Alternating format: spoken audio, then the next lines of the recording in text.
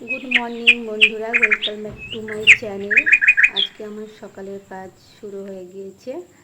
কাজ কমপ্লিট করে আমি সকাল সকাল স্নান সেরে নিই। স্নান করে আমি যাব পুজো করতে। আমাদের ঠাকুর ঘরটা ছাদের ওপরে রয়েছে। আমাদের ছাদের ওপরে ঠাকুর ঘরটা রয়েছে। আমাদের সকাল সকাল ঠাকুরকে ভোগ দেওয়ার নিয়ম। এবং নিচে শাশুড়িমা অনেক ফুল তুলে রেখেছিল, তবুও ছাদের গাছে কিছু কিছু ফুল, দু একটা ফুল থাকে, তুলে নিই। ফুল তোলা হয়ে গিয়েছে, এবার আমি পুজো করতে বসবো। আমাদের সকালবেলায় স্নান সেরে প্রথমেই আমরা ঠাকুরকে ভোগ দিই। ভোগ দেওয়ার পর তারপরে কাজগুলো আমরা শুরু করি। আমি পুজো করতে বসে ঠাকুরকে ভোগ দেওয়া হয়ে গেল। আমাদের এটা নিয়ম করা হয়েছে, শ্বশুর মশাই করে রেখেছেন যে সকালবেলায় প্রথমে ঠাকুরকে ভোগ দেওয়া হবে, তবেই আমরা কিছু খাবো।